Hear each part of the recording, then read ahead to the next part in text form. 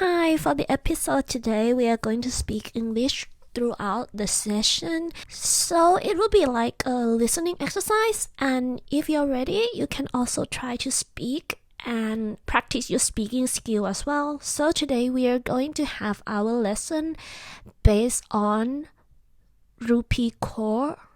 poems. So at first I discovered her through Pinterest board. I often find beautiful illustration with some like very sharp words that are like very meaningful and cut right deep through my heart, and that's what's got me interested in her poem in the first place. However, it wasn't actually until today that I got to read her poems in full, and I find them really soothing and healing and like really insightful. They were almost like a counseling session with your therapist, if you will. So I would be happy to share this today with you. The poems are from the book Milk and Honey, so I think from the title of it is already so interesting already. So the first verse that we're going to read is, okay, so let's start with the first poem. It says, you must want to spend the rest of your life with yourself first. คุณต้องอยากใช้เวลาที่เหลือบนโลกนี้กับตัวคุณเองก่อน So I think this idea stems from the fact that I think each of us is actively seeking the one whom we want to spend the rest of our lives with, and we have been so engrossed in that idea that we forgot to reflect back to ourselves first that, do we want to spend the rest of our life with ourselves first? So are we already the best version of ourselves that there is another who want to spend the rest of their life with us? So I think this is like a very insightful conversation initiator. Like, you need to ask yourself first if you're happy to spend the rest of your life with you. So this is not actually like meaning to belittle you or saying that you are not enough, but I think it's try to ask you to become the best version of yourself. So once you are that person, it's enough, and I think you can also stand on your own, and you're not actively seeking for someone to come and fix you and make you a whole. You are already whole on your own, and the other person just come to compliment you and share the story with you. So I think that is the idea of finding a soulmate. Okay, so for the next one, people say things meant to rip you in half, but you hold the power to not turn their words into a knife and cut yourself. บางคนบางคนอาจจะพูดบางอย่างที่ต้องการเชือดเฉือนคุณใช่ไหมคะแต่ว่าคุณมีอำนาจนะที่จะไม่เปลี่ยนคำพูดพวกนั้นให้กลายเป็นมีดที่กลับมาเชือดเฉือนคุณเอง So it's hard to stop people from saying awful things or bad things to you, right? I believe like the people who are listening to this video must have had some encounters with some people who are saying really bad words to you, but this poem is like giving you the power. You hold the power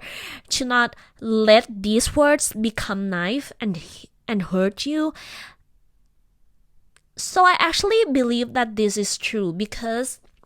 why? Because I think whatever anybody say is a true reflection of who they are, and it's not a true reflection of who you are. You get what I mean? So for example, if some people start saying rude words to you, it describes that they are rude, not that you are not enough. You get what I mean? So I feel like we have to be conscious about this every day and not let the mindless people come back and hurt you. Okay, for the third one, we are all born so beautiful. the greatest tragedy is being convinced we are not เราทุกคนเกิดมาสวยงามสิ่งที่น่าเศร้าที่สุดคือการที่เราถูกหลอกให้เชื่อว่าเราไม่สวยงาม I love how Rupi Kaur actually see that every human being has their own beauty, you know, like everybody is born with some goodness and some beauty inside them. However, as we grow up, like as we become teenagers and we become adults, we are slowly convinced by the world that we are not good enough and we are not beautiful, and I feel like that is a real tragedy. So tragedy is something that is like really sad and really unfortunate, and that shouldn't happen, you know, because I truly believe and I truly agrees with her that we have something like sparkling inside of us, and we just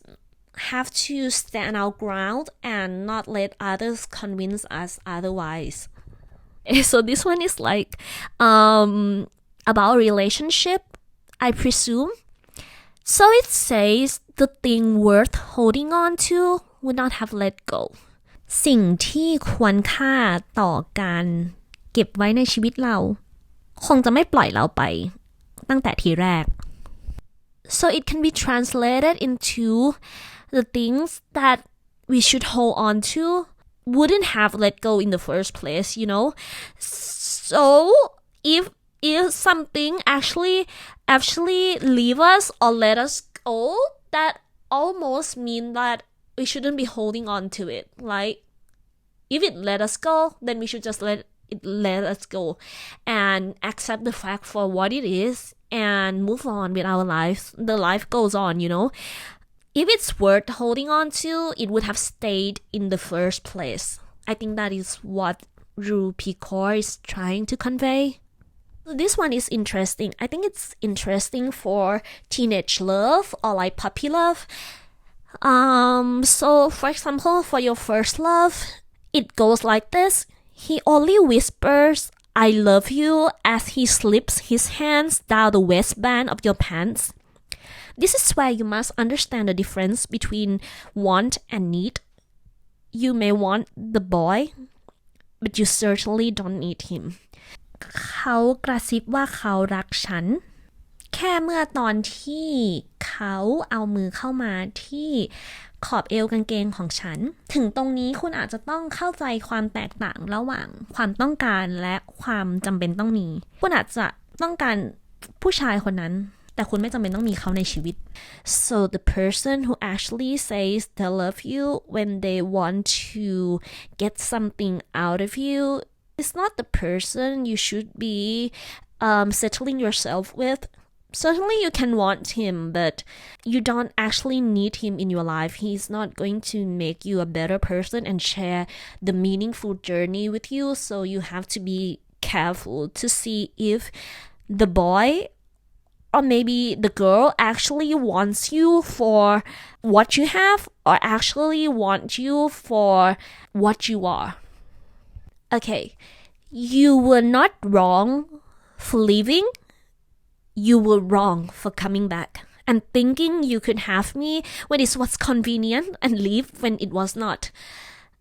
คุณก็ไม่ผิดหรอกที่คุณจะทิ้งฉันไปแต่คุณผิดถ้าคุณจะกลับมาและคิดว่าคุณจะสามารถกลับมามีฉันได้อีกเมื่อมันสะดวกสบายสำหรับคุณและจากฉันไปเวลามันไม่สะดวกสบาย A breakup and someone is coming back for you. However, they only come back when it's convenient for them. So when they decide it's like the right time for them, but they also leave when they decide that it's the right time for them. So it's all about the convenience for them. So the people who actually loves you stick with you through thick and thin, like despite all the sufferings and through the difficult time. So the other doesn't actually mind that he leaves. However, he is totally crazy to think that this other will come back to him. Okay, so this all goes for everyone who has father issue. It says, Father, you always call to say nothing in particular. You ask what I'm doing or where I am, and when the silence stretches like a lifetime between us, I scramble to find questions to keep the conversation going. What I long to say most is, I understand this will broke you. It has been so hard on your feet. I don't blame you for not knowing how to remain soft with me. Sometimes I stay up thinking of all the places you are hurting, which you will never care to mention. I come from the same aching blood, from the same bone, so desperate for attention, I collapse in on myself. I am your daughter. I know the small talk is the only way you know how to tell me you love me, but it is the only way I know how to tell you too. ถึงคุณพ่อคุณโทรมาหาฉันแล้วก็ไม่ได้พูดอะไรเป็นพิเศษคุณถามว่าฉันกำลังทำอะไรอยู่ฉันอยู่ที่ไหนแล้วพอฉันรู้สึกว่ามันมีความเงียบงันที่เหมือนจะยาวมากๆฉันก็รีบที่จะหาคำถามต่อเพื่อให้บทสนทนามันยังดำเนินได้อยู่ฉันคิดว่าสิ่งที่ฉันอยากจะพูดที่แท้จริงแล้วก็คือฉันเข้าใจนะว่าโลกนี้มันอาจจะทำร้ายคุณฉันไม่โทษคุณหรอกถ้าคุณไม่รู้ว่าจะอ่อนโยนยังไงกับฉันบางทีฉันก็นอนไม่หลับและคิดถึงสถานที่ที่ทำร้ายคุณอาจจะไม่พูดถึงมันเลยฉันมาจากเลือดเดียวกับคุณมาจากกระดูกเดียวกับคุณที่ต้องการความสนใจฉันคือลูกของคุณฉันรู้ว่าการโทรมาพูดอะไรเล็กๆน้อยๆ small talk เหล่านี้แหละก็คือการที่คุณบอกฉันว่าคุณรักฉันนะซึ่งมันก็เป็นวิธีเดียวที่ฉันรู้ว่าฉันจะบอกคุณว่าฉันรักคุณเหมือนกัน So I think this one goes for all the people out there who have issues with their parents. Sometimes it can be observed that the parents would just call us to say like just like a conversational matter and we don't actually have like a deep conversation with them, but the other really understand that that's just the way of them telling that they miss you and they love you, and being able to recognize that is, I think, important for you to understand that they are coming from the place of love, but maybe they don't know how to express it. Okay, so this one shows the subtleties between the head and the heart. He isn't coming back, whisper my head. He has to, sobbed my heart. เขาไม่กลับมาหรอกสมองคุณบอกอย่างนี้เขาต้องกลับมาสิหัวใจคุณร้องไห้ So I think this is like when the reason and the emotion clashes and they are inconsistent. Like in your mind, you know for real that he's never going to come back. But in your heart, it's almost like you still beg for him to come back in your heart. And it's almost like when you tell yourself that, oh, I'm fine, this is okay. But like in your heart, you're not fine at all. Okay, so this one is really interesting. It says to-do list after the breakup. So first, take refuge in your bed, meaning that just stay in your bed, let the blanket envelop you. 2. Cry till the tears stop. This will take a few days, probably. 3. Don't listen to slow songs. 4. Delete that number from your phone even though it is memorized on your fingertips. Oh my god, this is funny. So, delete the number anyway, even though you remember it by your heart. Don't look at the old photos. Find the closest ice cream shop and treat yourself to 2 scoops of mint chocolate chip. The mint will calm your heart and you deserve the chocolate. Buy new bed sheets. Yeah, that's a good idea. And collect all the gifts, t-shirts, and everything with that smell on it and drop it at the donation center. So just like get rid of everything that reminds you of that person. Okay, plan a trip. Perfect the art of smiling and nodding when someone brings up their name in conversation. I know this is hard, but sometimes we have to pretend, right? Start a new project, so that should be fun. Whatever you do, do not call him. Do not call that person. Do not beg for what does not want to stay. and you gotta stop crying at some point. Allow yourself to feel foolish for believing you can have built the rest of your life in someone else's stomach, and then breathe. And I think it will be okay. How cruel I was to myself, giving you credit for my warmth simply because you had felt it, thinking it was you who gave me strength with beauty simply because you recognized it, as if I was already not those things before I met you, as if I did not remain all those once you left. ฉันนี้ก็แอบใจร้ายกับตัวเองเหมือนกันนะให้เครดิตคุณเยอะมากเลยไม่ว่าจากการที่ให้เครดิตคุณเรื่องความอ่อนโยนและความอบอุ่นของฉันคิดว่าเป็นคุณนั่นแหละที่ให้ความแข็งแรงความฉลาดความสวยเพียงเพราะว่าคุณมองมันออกอย่างกับว่าฉันไม่ได้มีสิ่งนี้ก่อนที่ฉันจะเจอคุณด้วยซ้ำอย่างกับว่าฉันจะไม่มีสิ่งนี้เหลืออยู่ถ้าคุณไปทั้งที่ความจริงฉันมีWell, it's nice when someone actually feel your warmth and recognize you for your beauty and your strength. However, these qualities, they are already with you beforehand before he come to recognize it, and it will stay with you forever because these qualities, they come from you. They do not actually come from that another person. Neither of us is happy, but neither of us wants to leave.So we keep breaking one another and calling it love. This is such honest and brutal statement. เราทั้งสองคนก็ไม่มีใครมีความสุขแต่เราทั้งสองคนก็ไม่มีใครอยากทิ้งกันไปเราจึงทำร้ายอีกฝ่ายหนึ่งและเรียกมันว่าคือความรัก Most everyone would probably have experienced this before. None of the person in the relationship is actually happy with it, but they don't want to leave. Even though they call it love, it was not love, and you tend to break another person's heart, and you tend to do something that is like mean or like hurtful to one another because you're not in love, you know. Okay, this one goes all to those who had a heartbreak but still not over the other person. I am confident I am over you. So much that some mornings I wake up with a smile on my face and my hands pressed together, thanking the universe for pulling you out of me. Thank God I cry. Thank God you left. I would not be the empire I am today if you had stayed. But then,